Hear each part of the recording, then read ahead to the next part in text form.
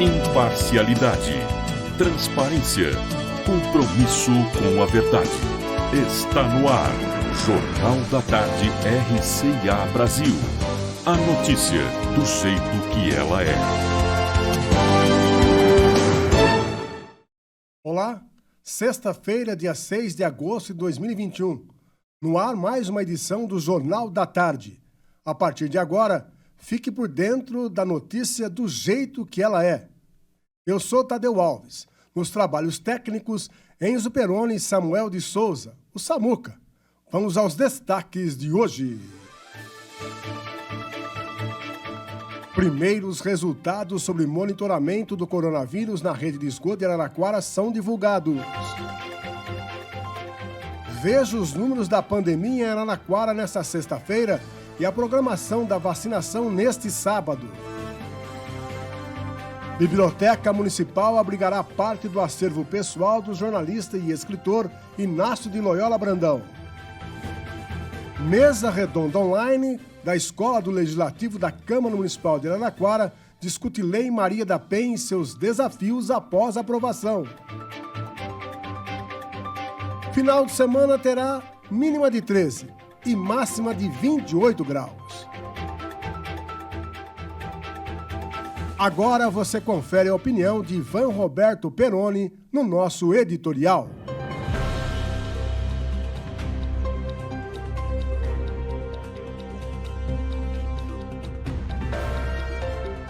Editorial.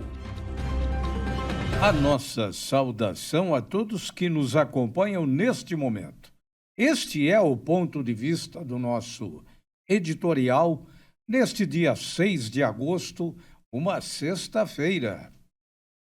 Há que se louvar o trabalho voluntário do cidadão ou então da cidadã, pessoas que nutrem um amor incrível pela cidade e cada vez mais se dão às iniciativas de verem uma Araraquara bonita, uma Araraquara alegre, festiva, de sol radiante voltado para a receptividade aos visitantes durante os 12 meses de um ano. São pessoas que, além de interessadas neste conjunto de prazeres, não ganham nada e buscam ajudar o município que padece financeiramente por conta da pandemia. Só que a pandemia, ela começou para nós em março do ano passado. E o trabalho voluntário dessa gente que gosta de ver a cidade bonita, florida, cheia de encanto, cheia de cores, tudo isso vem de longa data. Sim, eu admiro essa gente, sim. Mas o que vem acontecendo em Araraquara, às vezes, chega a causar arrepios. É o uso indiscriminado dos canteiros centrais em nossos principais corredores, com a colocação de vasos, pneus, mesas em alvenarias e até churrasqueiras. A iniciativa causada por um trabalho gratuito só merece elogios, eu reconheço, pois já que a Prefeitura Municipal não faz, vamos nós em comitiva tornar essa cidade maravilhosa. Então, a Prefeitura peca por 2 fatores. Um deles é não fazer. Permitir que se plante de flor a bananeira. É outra situação. E assim, os canteiros centrais em nossas vias públicas, elas se transformam num bumba meu boi, pois as pessoas que se dedicam a isso não têm orientação e nem conhecimento técnico. Não são urbanistas e muito menos paisagistas, tanto quanto eu. O abandono destes canteiros então dá espaço para que cada um faça o que bem entender. É roseira misturada com goiabeira, boldo com alecrim, paineira com pé de feijão e assim por diante. Já que essas pessoas têm vontade de fazer, E nós admiramos isso, e elas cuidam. Vamos dar a elas, no mínimo, a orientação. E olha que a prefeitura tem gente especializada para fazer isso. Deixar fazer é a palavra-chave, deixar fazer. Eu me lembro de uma situação hilariante que aconteceu quando Rubens Cruz era prefeito aqui de Araraquara. Certo dia ele foi ao centralizado da prefeitura e topou com um daqueles pintores que trabalhavam com o Zito Melhado, responsável pela pintura da sinalização das nossas ruas. Os antigos lembram muito bem do Zito Melhado. Aí então o servidor, muito prestativo, ele chegou perto do prefeito Rubens Cruz e disse: "Seu Rubens, aquela águia da matriz está muito desbotada. Aquela águia está sem cor. Mas vamos resolver. Está sobrando umas tintas aqui e eu posso pintar a águia?" O prefeito, então, dentro daquela modéstia toda, simplicidade fantástica, o Rubens Cruz, então, autorizou o servidor a pintar a águia da matriz. Não é que o cara foi lá e pintou a águia de vermelho. Toda avermelhada, a águia ficou uns 2 meses enfeitando a Praça da Matriz, até que alguém chegou para o Rubens Cruz e disse: "Olha, até hoje não apareceu nenhuma águia vermelha no mundo." Então foi trágico, mas também hilariante. Resumo da ópera: deixar fazer e não fiscalizar e não olhar. Este é o ponto de vista do nosso editorial. Com Ivan Roberto Peroni, este foi o nosso editorial.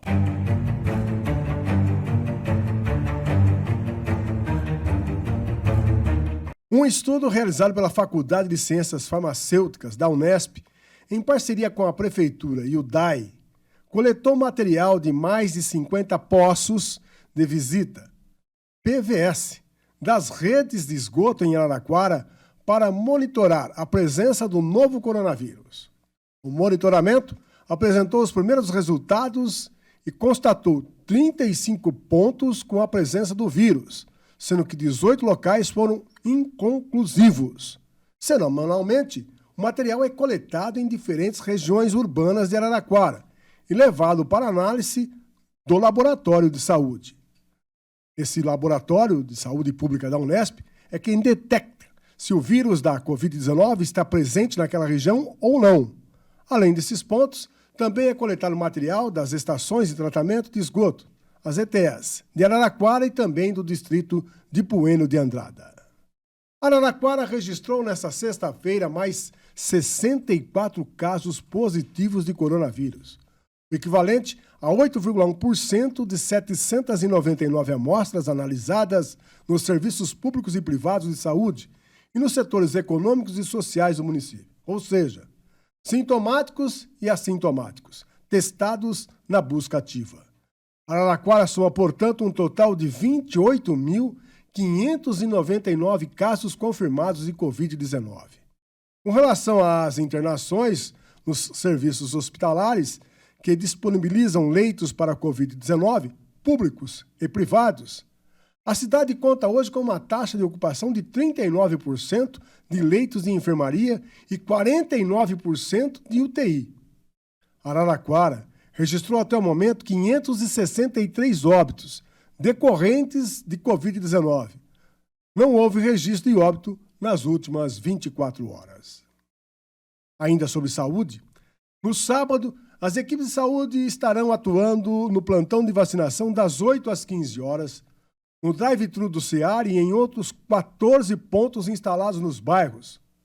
Unidades do CELMIDEI, Melhado, Iguatemi e Holanda Óbice, Parque São Paulo, Jardim Santa Lúcia 2, Hortências, Jardim Maria Luísa, Indaiá, Ieda, Vale do Sol, Vila Xavier, Estacionamento da UPA, Vale Verde, Assentamento Bela Vista e Unidade de Saúde de Bueno de Andrada, além do drive-thru do CEAR.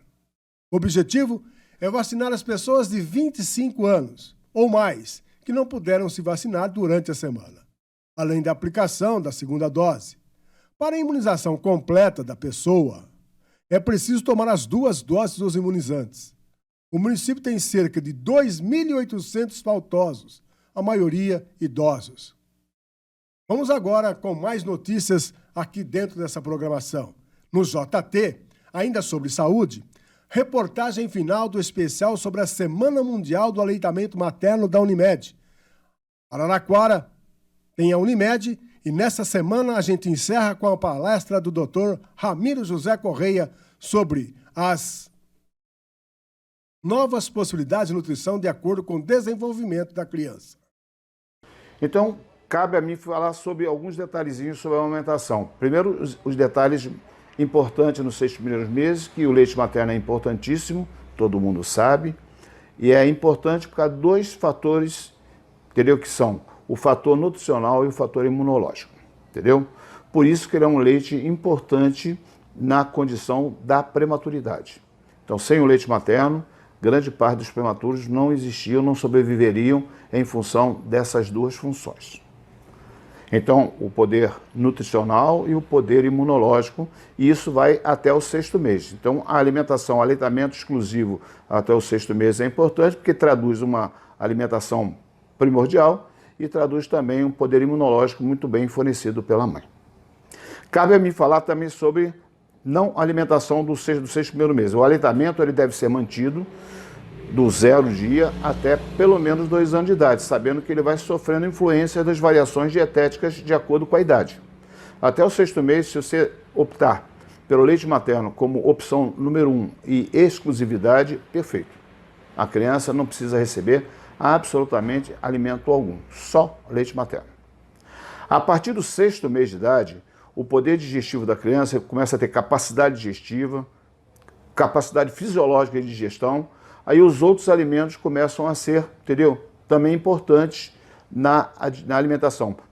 A partir do 6º mês de idade, a criança tem que ter pelo menos 1/3 da alimentação, entendeu? Correspondente à alimentação extra ao leite materno. Aí entram os sucos, as frutas, entendeu? E quanto mais o poder digestivo vai se formando, entendeu? O aparelho digestivo vai se aprimorando, vai poder de digestão, então a gente vai introduzindo os outros alimentos. A partir do 6º mês de idade, a criança deve ter simplesmente mais 3 refeições fora do leite materno.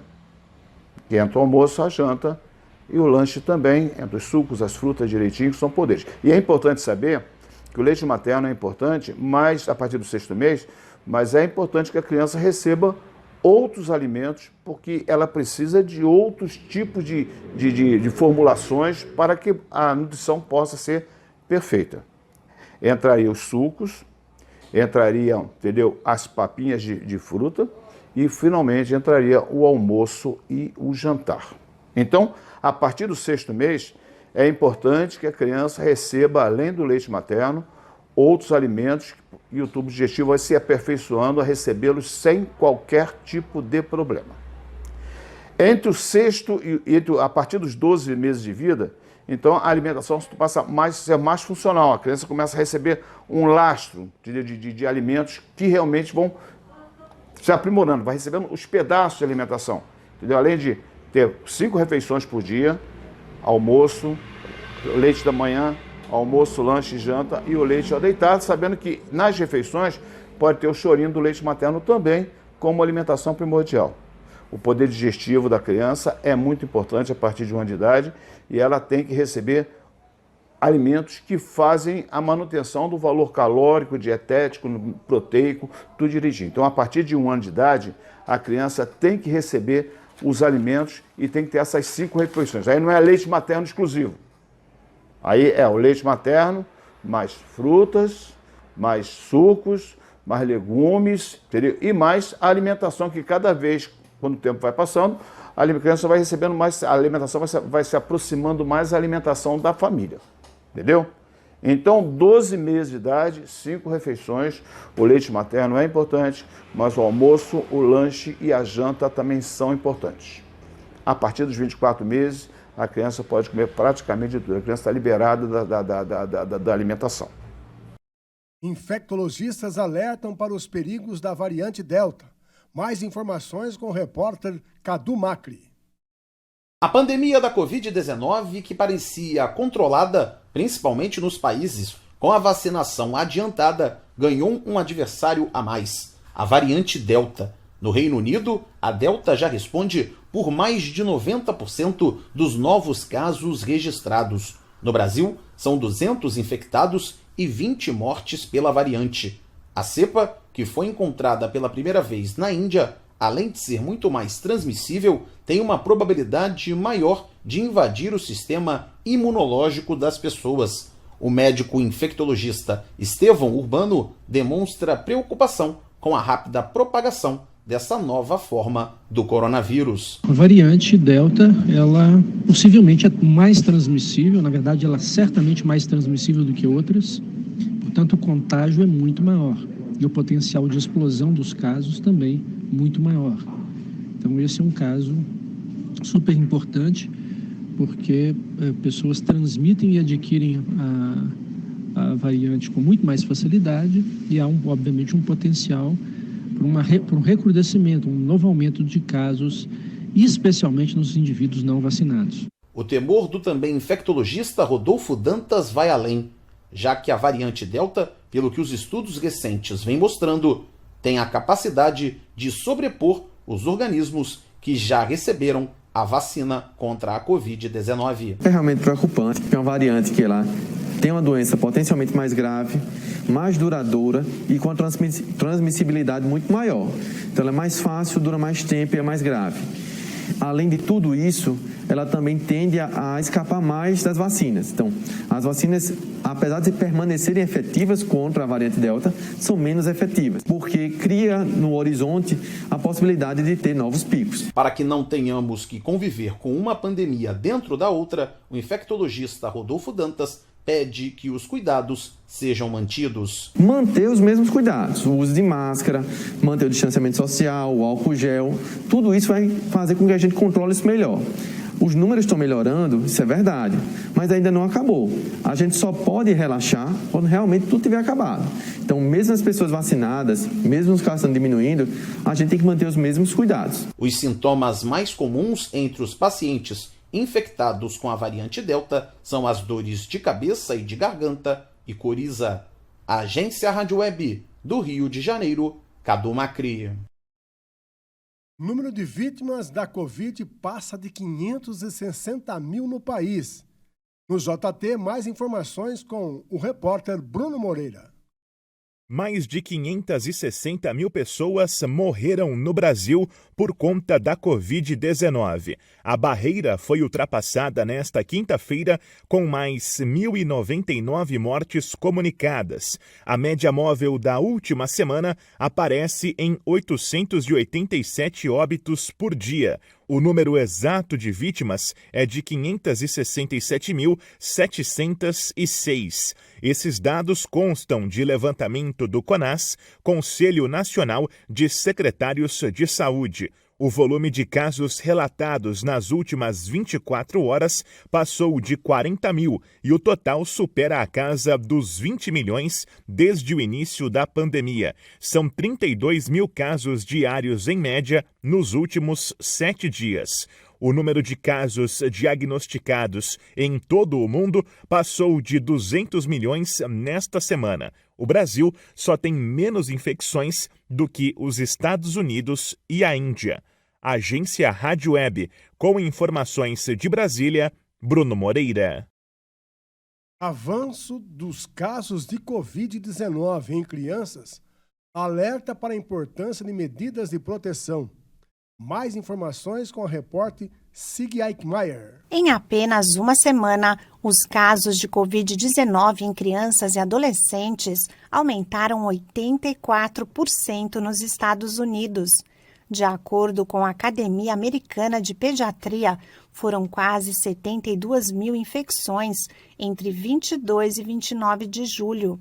Na semana anterior, eram 39 mil novos registros da doença em crianças e adolescentes. No Brasil, a Fundação Oswaldo Cruz, a Fiocruz, alerta para os riscos da variante Delta, principalmente em pessoas com até 9 anos de idade e entre os idosos a partir dos 80 anos. A professora do Departamento de Puericultura e Pediatria da Faculdade de Medicina de Ribeirão Preto da USP, Maria Célia Serve, diz que as crianças deveriam ser consideradas prioridade na vacinação, pois ainda estão desenvolvendo seu sistema de defesa. No entanto, como ainda faltam estudos sobre a imunização nessa faixa etária, o mais seguro é avançar na vacinação dos adultos para garantir a proteção de todos, conclui a especialista. A professora afirma que outras medidas importantes para reverter o quadro de mortalidade infantil pela Covid-19 são a segurança alimentar e o acesso aos serviços de saúde. As crianças também devem ser incentivadas a utilizar a máscara facial, a higienizar as mãos e a manter o distanciamento.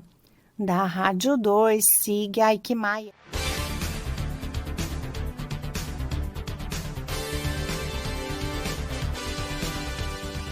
Previsão do tempo. Final de semana em Araraquara terá temperatura mais agradável. E o frio diminuiu bastante. A máxima será de 28 graus, mas a mínima será de 13 graus. Não há previsão de chuva. Nós voltaremos em instantes com mais informações aqui no Jornal da Tarde. Até já, amigos. Você está ouvindo Jornal da Tarde, RCA Brasil.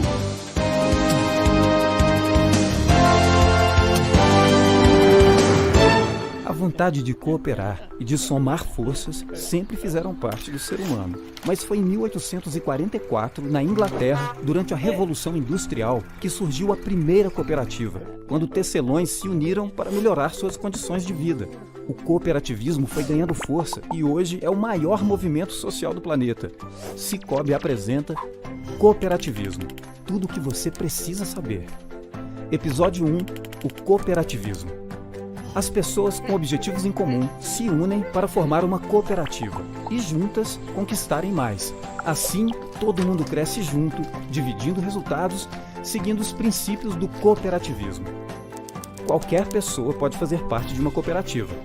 Todos os cooperados participam das decisões e dos resultados. As cooperativas são independentes e colaborativas. Elas contribuem com o desenvolvimento social e econômico de seus cooperados e de suas comunidades. Sem contar que uma cooperativa pode cooperar com a outra, fortalecendo as duas. É assim, compartilhando o crescimento, que o cooperativismo transforma para melhor a vida das pessoas. Quer saber mais? Assista aos outros episódios. Cicobi.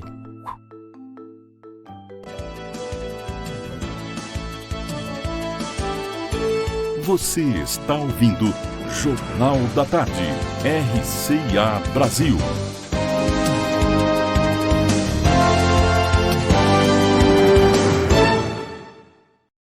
Vamos agora ao plantão policial. Bandidos imobilizam vigias, mas não conseguem roubar hipermercado. Setor de investigações da Polícia Civil em Araraquara tentam desvendar o roubo de celulares de vigias no interior de um hipermercado. O fato ocorreu na madrugada desta quinta-feira, sendo registrado através de resolução.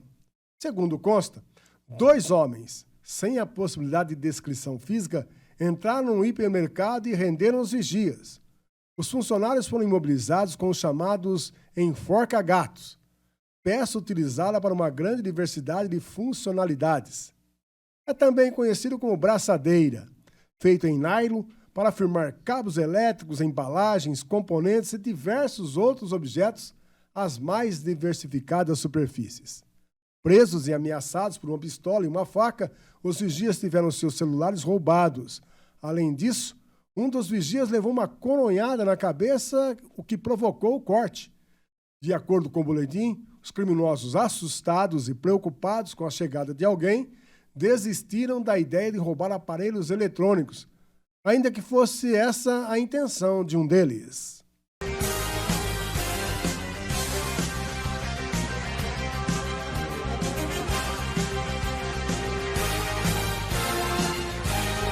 Política. A Câmara de Araraquara retomará as sessões presenciais ainda no mês de agosto. A previsão é de que a sessão do dia 17 de agosto já seja realizada com a participação dos vereadores em plenário. De acordo com o presidente da Casa, Luiz Braz, o Boi, MDB, antes do retorno ao plenário, os vereadores passarão por uma espécie de treinamento sobre o sistema de votação eletrônica, implantado no início deste ano.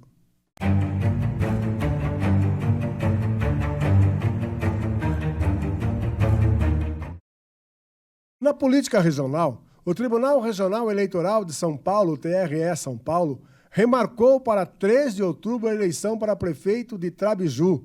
As eleições suplementar foi adiada 3 vezes após o prefeito eleito, em 2020, não poder assumir. Na eleição do ano passado, o candidato mais votado, o ex-prefeito Juca Tavoni, teve a candidatura impugnada pela Justiça Eleitoral. Inicialmente, a votação seria em 7 de março, mas passou para 4 de julho e depois para 1º de agosto, quando foi adiada pela última vez. O agravamento da pandemia de Covid-19 foi o motivo da transferência de datas e o presidente da Câmara, Giovanni Ferro, que é do DEM, segue como prefeito interino, até a escolha do chefe do Executivo. Fux reage às ameaças de Bolsonaro contra ministro do Supremo Tribunal Federal. Informações com Yuri Hudson. O presidente do Supremo Tribunal Federal reagiu às ameaças feitas pelo presidente da República contra ministros da Corte. A quinta-feira foi marcada por um crescente clima de tensão no cenário político em Brasília. Jair Bolsonaro voltou a fazer duras críticas contra o presidente do TSE e ministro do Supremo, Luiz Roberto Barroso, e também atacou o ministro Alexandre de Moraes, que determinou a inclusão dele no inquérito das fake news. A fala de Bolsonaro durante uma entrevista foi interpretada como uma ameaça. E a hora dele vai chegar, porque ele está jogando fora das 4 linhas da Constituição há muito tempo. Eu não pretendo sair das 4 linhas para questionar essas autoridades. Mas acredito que o momento está chegando. Não dá para continuarmos com um ministro arbitrário, ditatorial. Já à tarde, Luiz Fux rebateu Bolsonaro. Em um discurso rápido, mas bastante forte, Fux citou o presidente da República, algo que até então não tinha feito. O presidente do Supremo comunicou o cancelamento da reunião entre presidentes dos poderes e cobrou respeito. O pressuposto do diálogo entre os poderes é o respeito mútuo entre as instituições e seus integrantes, o que, infelizmente, não temos visto no cenário atual. O Supremo Tribunal Federal, de forma coesa, segue ao lado da população brasileira em defesa do Estado democrático de direito e das instituições republicanas. Fux relatou um encontro que teve com Bolsonaro em junho, quando teria apelado para a harmonia institucional no país. Alertei o presidente da República sobre os limites do exercício do direito da liberdade de expressão, bem como sobre o necessário e inegociável respeito entre os poderes para a harmonia institucional do país. Contudo, como tem noticiado a imprensa brasileira nos últimos dias, o presidente da República tem reiterado ofensas e ataques de inverdades a integrantes desta corte, em especial os ministros Luiz Roberto Barroso e Alexandre de Moraes, sendo certo que quando se atinge um dos integrantes, se atinge a corte por inteiro. A quinta-feira foi marcada por mais um dia de ácidas críticas de Bolsonaro a Barroso. O presidente da República defende o chamado voto impresso. Além de criticar Barroso e Moraes, Bolsonaro ironizou a inserção dele no inquérito das fake news. Agência Rádio Web, de Brasília, Yuri Hudson. PEC do voto impresso é rejeitada por comissão especial da Câmara. Informações com o repórter Bruno Moreira. A Comissão Especial da Câmara dos Deputados, que analisa a proposta de emenda à Constituição do voto impresso, rejeitou nesta quinta-feira, por 23-11, o parecer favorável ao tema do deputado Felipe Barros, do PSL do Paraná. Mesmo assim, o projeto deve ser levado à votação no plenário. Isso acontece porque comissões especiais têm caráter opinativo. A palavra final sobre PECs cabe ao plenário, com os votos dos 513 deputados.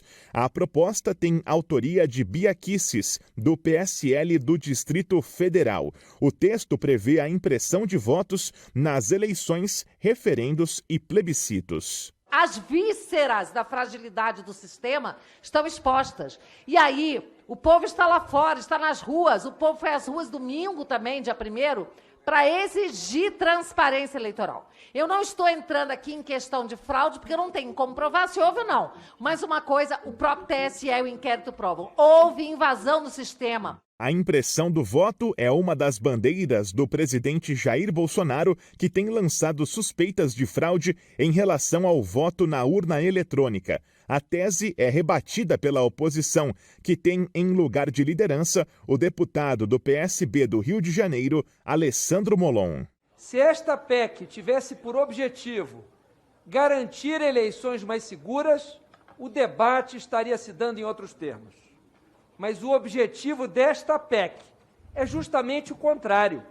É impedir que as eleições ocorram em bases seguras. É melar as eleições. É gerar desconfiança, gerar o caos na recontagem, nas sessões, como Trump fez nos Estados Unidos. O deputado Júnior Mano, do PL do Ceará, foi designado como novo relator. Ele terá a missão de elaborar um parecer pela rejeição do texto que consiga o apoio da maioria da comissão, já que o parecer a favor da PEC foi rejeitado. Esse novo texto é que será enviado para votação em plenário. Agência Rádio Web, com informações de Brasília, Bruno Moreira. Ex-assessor de Pazuello nega ter tratado sobre vacinas. De volta no Jornal da Tarde com mais informações, o repórter Yuri Hudson. O ex-assessor especial do Ministério da Saúde, Ayrton Soligo, conhecido como Cascavel, depôs a CPI da Covid nesta quinta-feira.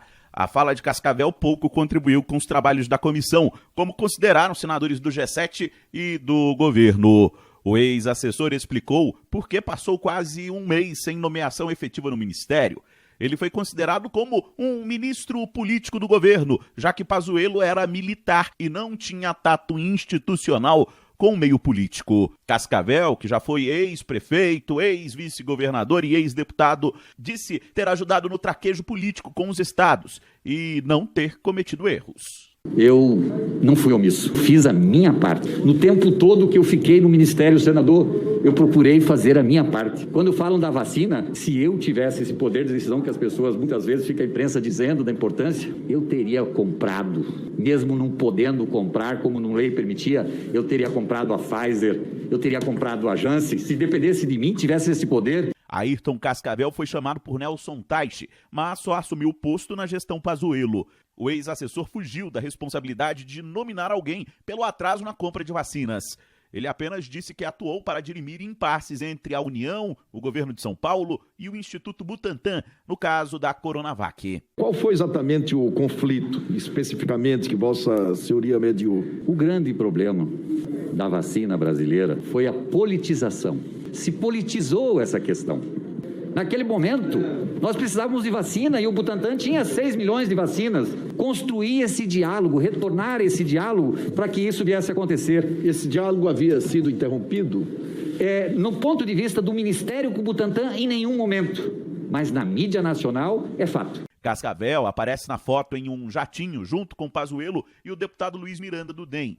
Teria sido naquele momento em que Miranda relatou à PF ter ouvido de Pazuello que o então ministro havia sofrido pressão por parte do deputado Arthur Lira, do PP. Cascavel disse não ter ouvido a conversa. Se esse diálogo ocorreu na ida, eu não estava no voo. Se ele ocorreu na volta, ele está nas primeiras poltronas da diálogo, eu não vi, eu não acompanhei esse diálogo. O governista Marcos Rogério Dudem saiu em defesa de Cascavel e fez críticas a senadores que tiveram pleitos atendidos pelo então assessor, mas que agora o criticavam.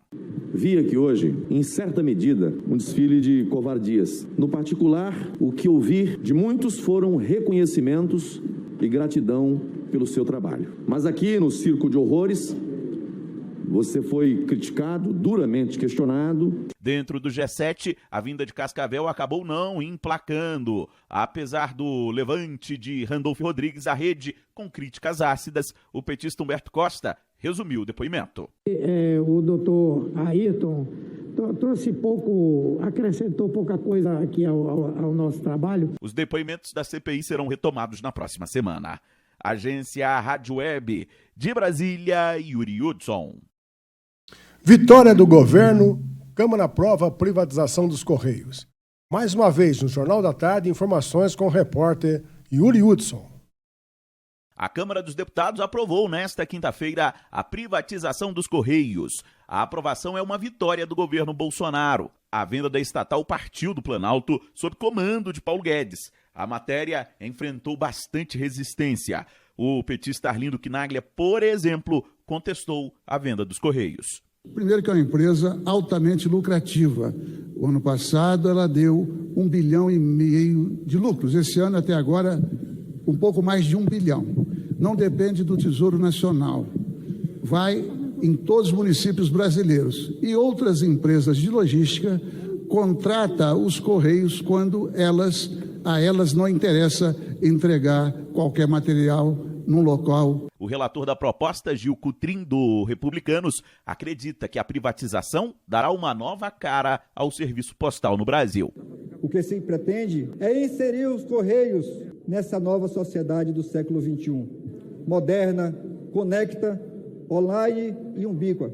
Durante a votação, houve bate-boca entre o deputado Eduardo Bolsonaro, do PSL, e o oposicionista Henrique Fontana, do PT. Cuja política central é intimidar. Um governo honesto que não rouba os carteiros. O senhor vai me ouvir. O senhor vai me ouvir. Vamos debater sim, deputado Eduardo Bolsonaro. É governo de bandido. Pelo texto da Câmara, a empresa que comprar os Correios terá exclusividade mínima de 5 anos. Os deputados também aprovaram uma tarifa social para usuários de baixa renda. O texto ainda obriga a entrega de cartas em todas as regiões do país, mas também dá à empresa o direito de definir custos diferenciados. Atualmente há um preço único. O projeto ainda prevê estabilidade de 18 meses para os atuais funcionários, além de um plano de demissão voluntária. Agora, a proposta segue para o Senado. Se aprovado ainda neste ano, o governo quer fazer o leilão dos Correios já no primeiro semestre de 2022. Agência Rádio Web de Brasília, Yuri Hudson. Com o propósito de discutir os avanços obtidos após a promulgação da Lei Maria da Penha, além dos desafios necessários 15 anos após a sua aprovação, a Escola do Legislativo vai promover nesta sexta-feira, a partir das 18 horas, uma mesa redonda online. Estão confirmadas as presenças da presidenta da Comissão da Mulher, advogada da UAB São Paulo, doutora Cláudia Patrícia Luna, e da professora Soraya Gasparetto Lunardi, livre docente de Direito Constitucional e Direitos Fundamentais da Unesp. O evento, que será gratuito e com emissão de certificado de participação, terá transmissão ao vivo pela TV Câmara, canal 17 da NET, Facebook e YouTube. Acompanhe. Depois do intervalo, confira uma entrevista exclusiva da agência Rádio Web, feita com Maria da Penha.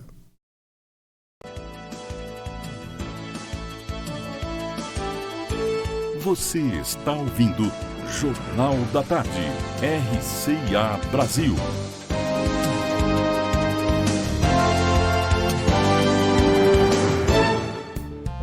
Você pode se comunicar e ouvir toda a programação da RCA Brasil em qualquer parte do mundo. Basta acessar nossa página na internet www.rcaararaquara.com.br e nas principais plataformas das redes sociais. Tenha a Brasileiríssima na palma da sua mão. Baixe o app RCA Brasil, disponível para aparelhos Android. Brasil de todas as bossas.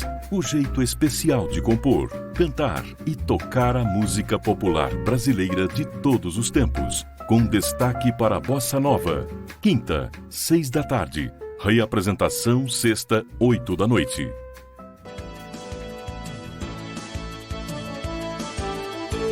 Você está ouvindo Jornal da Tarde, RCA Brasil.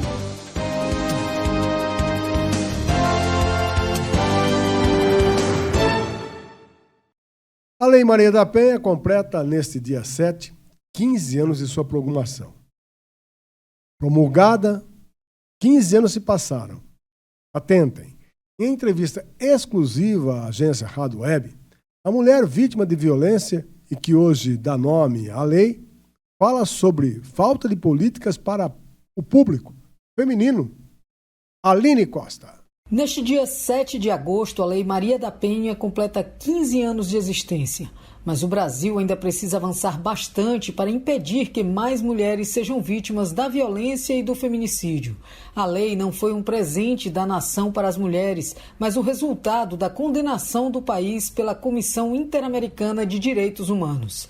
Em 2001, a Corte apontou negligência e omissão do Brasil em relação à violência doméstica, ilustrada pelo caso da farmacêutica cearense Maria da Penha, que ficou paraplégica em uma tentativa de feminicídio do marido e passou por um calvário judicial para responsabilizar seu agressor. E para falar dos 15 anos dessa lei tão importante para a luta das mulheres, a agência Rádio Web fez uma entrevista exclusiva com a própria Maria da Penha. Confira. Maria da Penha, eu queria iniciar, nós estamos fazendo aí 15 anos, completando 15 anos de uma lei que leva seu nome, né, de uma lei que foi um avanço na luta contra o machismo, né, na luta contra os feminicídios. Essa lei existe já há 15 anos, mas a gente vê cada vez mais violências, feminicídios, são frequentes, né? A gente vê isso toda semana. Na sua opinião, assim, o que é possível fazer para que a lei seja aplicada com mais rigor? Olha, nas cidades onde as políticas públicas que atendem à lei foram instaladas, existe assim um recuo, um maior número de denúncias e um menor número de feminicídios. Mas tem cidades que não existe nenhuma política pública. Não há, assim, esse interesse do gestor dos pequenos municípios criarem ao menos o centro de referência da mulher dentro de uma unidade de saúde. É necessário que o centro de referência da mulher, que é uma das políticas públicas, e assim, eu acho que deve iniciar o caminho dessa mulher que sofre violência, quando ela não tem a segurança de ir diretamente numa delegacia, que ela chegue até essa política pública, onde ela vai ter um atendimento psicológico, jurídico e social. A partir daí, ela pode ser orientada de como seguir o melhor caminho. Vai logo na delegacia da mulher, passa por uma orientação psicológica para se fortalecer e saber tomar essa decisão na hora certa. E isso aí eu acho que é assim, os gestores dos pequenos municípios têm que criar, sim, um centro de referência da mulher dentro da unidade de saúde, por menor que esse município seja. E isso independente de o gestor ser de esquerda ou de direita, né? Porque o que se diz é que as pautas feministas são de esquerda. Isso pode prejudicar a luta no combate à violência contra a mulher, você acha?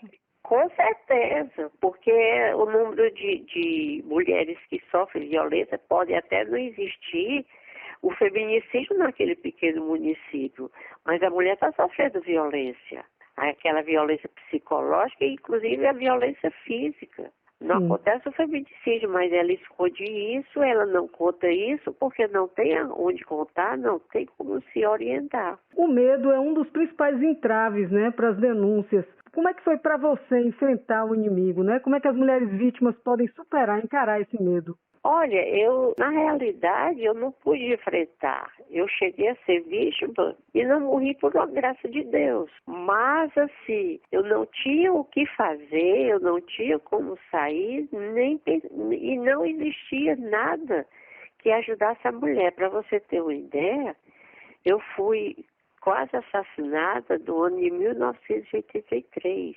E a primeira delegacia da mulher foi criada em 1985 em São Paulo. aqui no Ceará foi em 1986.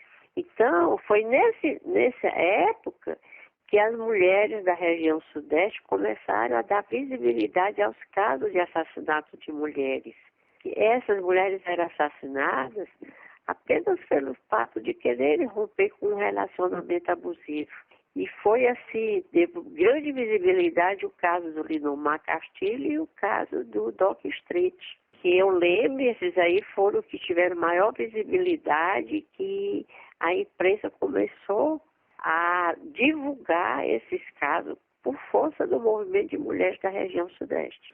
Bom, de lá para cá a gente teve um avanço enorme, como você mesma falou, né? Os centros de apoio que tem em alguns municípios, a rede de apoio, né, na verdade. Isso. Mas você acha que, atualmente, os profissionais estão preparados para acolher, para não julgar a vítima, né? Tem aquela história que é sempre de ser maltratado em delegacia, né? Tem a história posta em dúvida. Como é que você está enxergando isso hoje? Olha, a gente não tem esses dados públicos, mas a gente sabe que ainda muito despreparo em relação aos profissionais que atuam na rede de atendimento. Quer dizer, há um despreparo. A gente pode dizer que é positivo a rede de atendimento e, na maioria dos casos, são pessoas preparadas, mas existe ainda os despreparados. E eu entendo que os órgãos de classe devem estar atentos à conduta dos seus profissionais dentro da rede de atendimento à mulher. Aqui e acolá aparece, a mídia lança os casos mais pesados, mais chocantes, né? De juízes, de advogados, que não souberam honrar estar naquele posicionamento de estar atendendo uma mulher vítima de violência dentro da Lei Maria da Penha. E isso eu acho que os órgãos de classe devem sim monitorar essas ações negativas de seus membros que estão à frente de uma política pública de extrema importância. Maria da Penha, a gente tem visto que as pessoas estão cada vez, principalmente os seguidores do governo atual, federal, num processo de retrocesso no que diz respeito ao respeito à mulher, né? Há muitas falas ferozes contra as mulheres. Você acha que esse processo ele está desfortalecendo toda a luta que a gente conseguiu até agora? Olha, eu não quero me posicionar politicamente, porque nós do Instituto Maria da Penha, a gente não toma esse viés. Agora, eu acho que, assim, precisa, sim, existir mais recursos, por exemplo, para a criação da Casa da Mulher Brasileira, que deveria existir em cada estado brasileiro, na sua cidade mais populosa. Deveria sim existir uma Casa da Mulher Brasileira. Infelizmente, nós não temos essa realidade. O número de Casa da Mulher Brasileira é muito pequeno. Eu acho que são 4 ou 5 Casas da Mulher Brasileira no Brasil todo. Quando a gente sabe que ela é muito importante, que evita que a mulher saia buscando onde encontrar uma política pública, onde é que a delegacia da mulher funciona, onde é que funciona um centro de referência, né? É muito difícil a mulher, numa situação de angústia, de maltratos, e buscar essas políticas públicas que estão soltas na cidade. É necessário, sim, eu acho que há um atraso nesse sentido. Nós temos em todas as capitais brasileiras, que geralmente são as grandes cidades, uma Casa da Mulher Brasileira. Bom, nesse caso, então, na sua opinião, assim, para que a lei efetivamente saia do papel completamente, né, seja posta em prática, a gente precisa de recursos e políticas públicas, é isso? Exatamente, né? Porque a política pública necessita de recursos. A Casa da Mulher Brasileira, ela tem um custo, mas também tem um benefício muito grande. Facilita a vida da mulher e facilita também a interação entre as políticas públicas entre si. Eu acho muitíssimo importante. Infelizmente, isso não aconteceu nessa legislatura federal. Maria da Penha, eu queria lhe agradecer imensamente. Tá, foi um obrigada, prazer, viu? Um bom dia, uma boa luta para você, como sempre.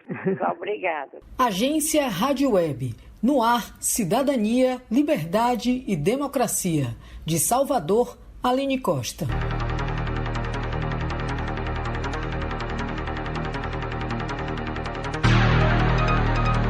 Economia.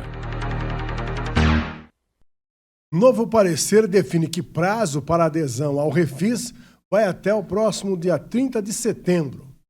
As empresas terão benefícios para o pagamento dos débitos em função da queda do faturamento verificada entre março e dezembro de 2020. O parecer sobre o projeto de lei que reabre um programa de parcelamento de débitos tributários, popularmente conhecido como Refis, estabelece que a adesão por empresas e pessoas físicas poderá ser feita até o dia 30 de setembro deste ano.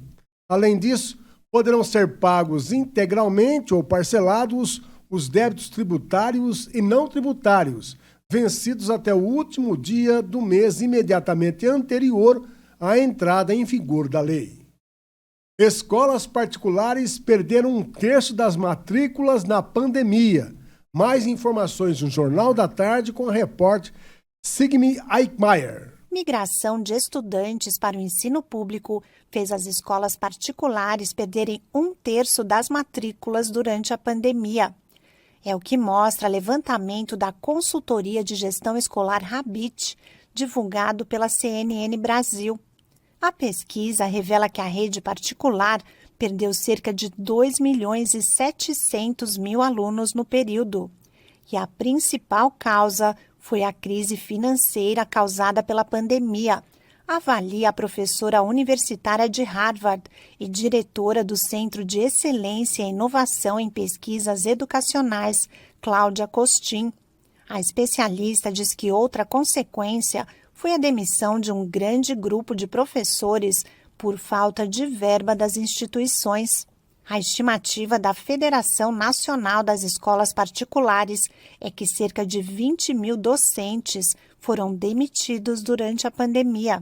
O presidente da entidade, Ademar Pereira, diz que a educação infantil foi a mais afetada, com a quebra de 1 milhão de contratos. Ele acredita que, com a retomada do ensino presencial, parte dos alunos que foi para a rede pública deve voltar para os colégios particulares.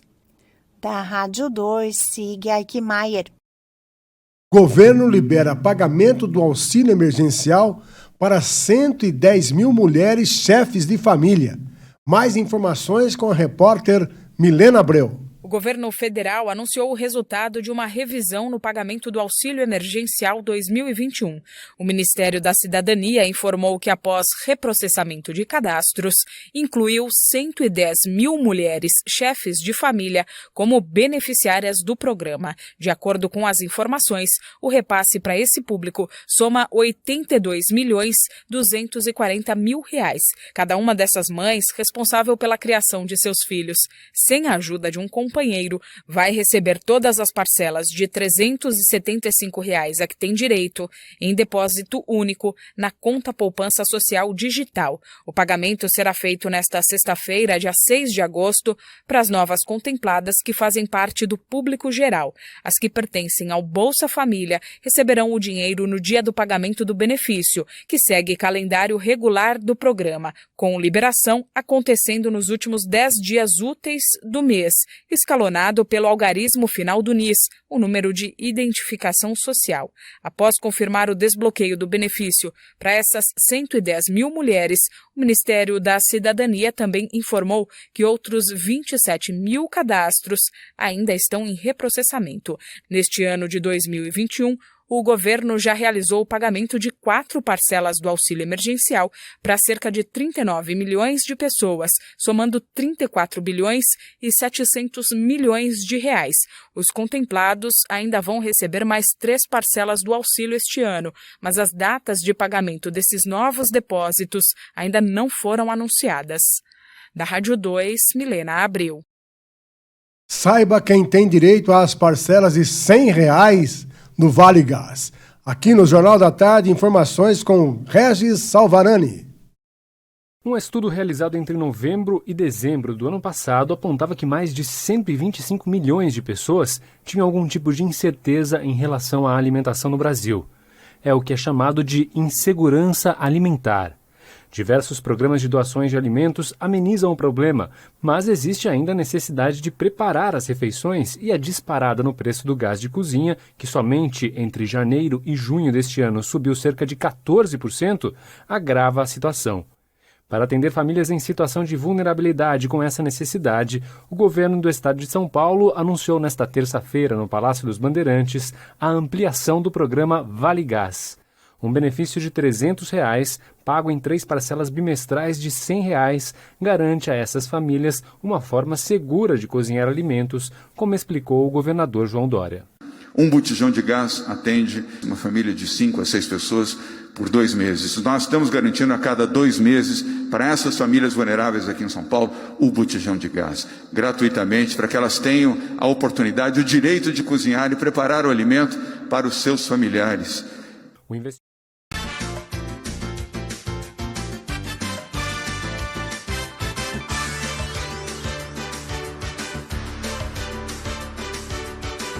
Educação. Libras passa a ser a primeira língua e português a segunda na educação de surdos. Informações no JT com Bernadette Druzian. Libras, a língua brasileira de sinais, agora é reconhecida como a primeira na educação bilíngue de surdos. O português escrito passa a ser a segunda, adotada em escolas convencionais ou bilíngues e classes para pessoas com essa deficiência. A nova lei sancionada modifica a Lei de Diretrizes e Bases da Educação Nacional e define o ensino bilíngue como modalidade independente e beneficia também pessoas com outros tipos de dificuldades que optem pela aprendizagem por meio de Libras. Os sistemas de ensino devem garantir a oferta de material didático e atendimento por professores com formação e especialização de nível superior desde o início da alfabetização e por toda a vida escolar. Da Rádio 2, Bernadette Druzian. A Biblioteca Municipal Mário de Andrade abrigará em breve parte do acervo pessoal do jornalista e escritor Inácio de Loyola Brandão, o primeiro araraquarense imortal da Academia Brasileira de Letras. Veja essa e outras informações culturais com Matheus Vieira.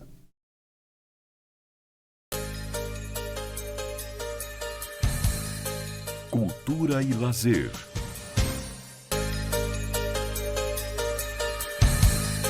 Cultura e lazer.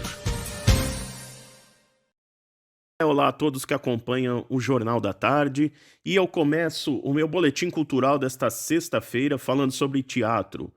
Vencedor do prêmio APCA 2018 na categoria Público Jovem, o espetáculo 2 a 2, escrito por Maria Fernanda de Barros Batalha e dirigido por Érica Montanheiro e Maria Guedes, ganha uma versão audiovisual nesses tempos pandêmicos. E a apresentação ocorre neste sábado, dia 7 de agosto, às 20 horas. A transmissão ocorre no YouTube da Prefeitura de Araraquara. A montagem fala sobre a descoberta da sexualidade na adolescência e tem uma presença muito forte de música, com uma trilha com canções de Nina Simone, Tim Maia, Cozinha Mineira, Cássia Eller, entre outros. Já que falamos sobre música, vale lembrar que neste sábado tem Rota Musical, o programa especial feito pelo jornalista Luiz Zacaibe e que você confere aqui na Rádio RCIA. A transmissão começa sempre às 19 horas, com reprise aos domingos no mesmo horário. E nesta semana, destaque para artistas de Araraquara novamente, porém Zacaibe abre um pouquinho o espaço para o pop e também para o rock. Você também pode acessar a programação em nosso site, no rciararaquara.com.br. Memória. A Biblioteca Municipal Mário de Andrade abrigará em breve parte do acervo pessoal do jornalista e escritor Inácio de Loyola Brandão, o primeiro araraquarense imortal da Academia Brasileira de Letras. A implantação do acervo é uma parceria da Academia Araraquarense de Letras com a Prefeitura. Além desse acervo, também deve ser implantado o circuito Caminhos de Inácio Loyola Brandão, tudo isso com conteúdos audiovisuais e placas indicativas. E para finalizar, lembrando que domingo é Dia dos Pais. E em comemoração a essa data, o Shopping Jaraguá realiza das 10 às 20 horas, só que no sábado, dia 7/8, uma exposição de carros antigos com o grupo Os Intocáveis. Nesse mesmo dia tem música, das 12 horas às 14 horas tem show com a banda Vinil 78, e depois das 15 horas às 17, o show é com a cantora Paula Crespo. E no sábado, dia 7, e no dia 8, quem comanda a música é a banda Enseada, de folk e country music. No sábado, dia 7, o som começa às 18 horas, e no domingo, dia 8, às 14 horas. E, é claro, no portal RCIA, na aba de Cultura, você confere uma reportagem especial relacionada ao tema. E assim eu fecho o Boletim Cultural desta sexta-feira. Matheus Vieira para o Jornal da Tarde. Continue conosco. Jornal da Tarde volta em instantes. Até já. Você está ouvindo Jornal da Tarde. RCIA Brasil.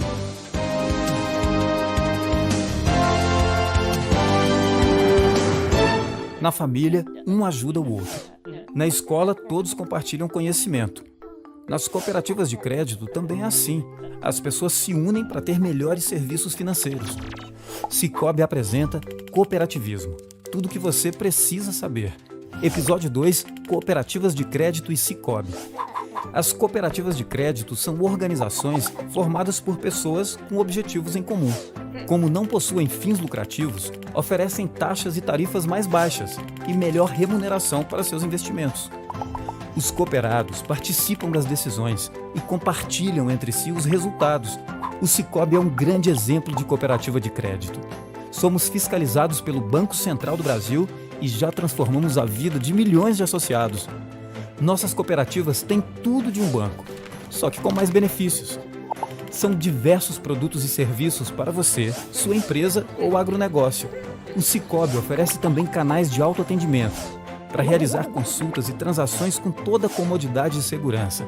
Mas mesmo com tanta tecnologia, você tem um atendimento mais humano e personalizado. Afinal, aqui, você é dono. Quer saber mais? Assista aos outros episódios. Sicoob. Chorando de alegria. Durante 1 hora, cavaquinhos, tamborins, flautas, saxofones e demais coadjuvantes nos trazem melodias antigas e recentes de solistas e grupos consagrados do gênero, mostrando a linguagem popular brasileira. Apresentação terça, 6 da tarde. Reapresentação quarta, 8 da noite. Brasil de todos os tempos. O registro dos momentos mais significativos da música popular brasileira por seus autores e intérpretes. Domingo, 10 da manhã. Reapresentação quarta, 9 da noite.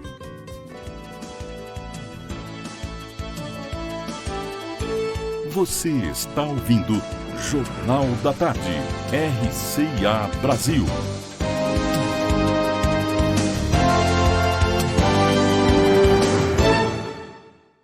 Chegou a hora de falar de esportes. Informações com Rafael Zocco.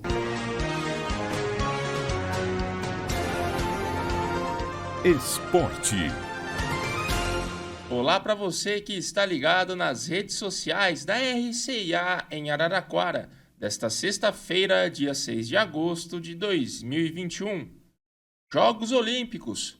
Tandara, oposta da seleção de vôlei feminino, foi suspensa provisoriamente pelo COB e está fora da semifinal contra a Coreia do Sul nas Olimpíadas de Tóquio 2020.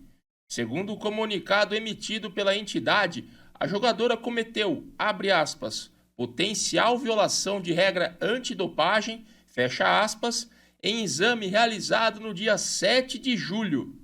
A brasileira já não está mais com o grupo e deve chegar no Brasil na tarde deste sábado. De acordo com o jornal O Globo, o resultado adverso de Tandara teria sido por conta de um remédio para controle menstrual. E parece que a madrugada de hoje não era mesmo para os brasileiros.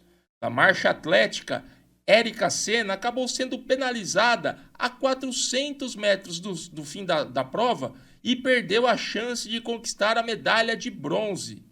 A marchista acabou fazendo um movimento irregular e foi penalizada em 2 minutos, terminando na 11ª posição com um tempo de 1 hora, 31 minutos e 39 segundos. A modalidade tem um controle muito rígido dos juízes, não podendo dobrar os joelhos ou diferente do ato de marchar. Futebol internacional. O casamento entre Barcelona e o atacante Lionel Messi chegou ao fim. Na tarde desta quinta-feira, horário de Brasília, o clube catalão anunciou que não renovará o contrato do jogador argentino, que havia sido encerrado no dia 30 de junho. Um acordo estava muito próximo de ser concretizado, porém o Barça acabou recuando, alegando obstáculos econômicos e estruturais, o que poderia ocasionar na redução salarial do camisa 10, para não ultrapassar o limite proposto pela La Liga. Agora, rumores apontam que o craque argentino estaria entre Paris Saint-Germain e Manchester City. No time francês, ele teria a companhia de Neymar, ex-companheiro de Barça, e de Di Maria, parceiro de seleção. Já na Inglaterra, reencontraria o treinador Pep Guardiola, onde comandou uma era vitoriosa no time da Catalunha no início da década passada. Lionel Messi é o maior jogador da história do Barcelona e um dos maiores da história do futebol. Criado nas categorias de base do clube, ele atuou por 17 temporadas, participando de 778 jogos, anotando 672 gols. Ele conquistou 4 títulos da Champions, 3 mundiais e 10 espanhóis. Copa do Brasil. O Santos foi derrotado pelo Juazeirense por 2-0 na tarde desta quinta-feira pelo jogo de volta das oitavas da Copa do Brasil. Ian Augusto e Tauan fizeram os gols do jogo no estádio Adalto Moraes, em Juazeiro. Apesar da derrota, o Peixe garantiu classificação às quartas de final, já que havia goleado no primeiro jogo por 4-0. Categorias de base. Na tarde desta quinta-feira, a Ferroviária estreou com vitória no Campeonato Paulista Sub-20. A Locomotiva derrotou o 15 de Piracicaba por 2-1 no estádio Ítalo Mário Limonge, em Indaiatuba. O atacante Antônio Gabriel foi o autor dos 2 gols grenás do jogo, um no primeiro e outro no segundo tempo. Já o Nhoquim contou com a colaboração do zagueiro Maninir, que marcou contra e conseguiu descontar na segunda etapa. Com o resultado, a Ferroviária divide a liderança do Grupo 3, com 3 pontos ganhos, ao lado de Velo Clube e Inter de Limeira, que venceram o Grêmio São Carlense e Independente de Limeira, respectivamente. Na próxima rodada, a Ferroviária recebe o Independente, na quinta-feira, dia 12, às 3 horas da tarde, na Fonte Luminosa. Já o 15 enfrentará o Grêmio São Carlense, no mesmo dia e horário, no estádio Luizão, em São Carlos. Ficamos por aqui e não deixe de acessar o nosso portal rciararaquara.com.br e as nossas redes sociais para outras novidades. Até a próxima! Ponto final em mais uma edição do Jornal da Tarde. Obrigado pela sua audiência e pela companhia. Siga muito bem informado através do nosso portal de notícias RCI Araraquara, pelas nossas redes sociais, ouvindo a nossa rádio web RCA Brasil, pelo portal ou aplicativo para Android. A gente volta a se encontrar na próxima segunda-feira, às 16 horas. Até lá, um bom final de semana a todos.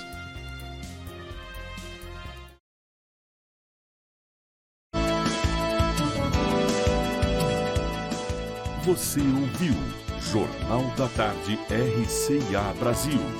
A notícia do jeito que ela é. De segunda a sexta, às 4 da tarde.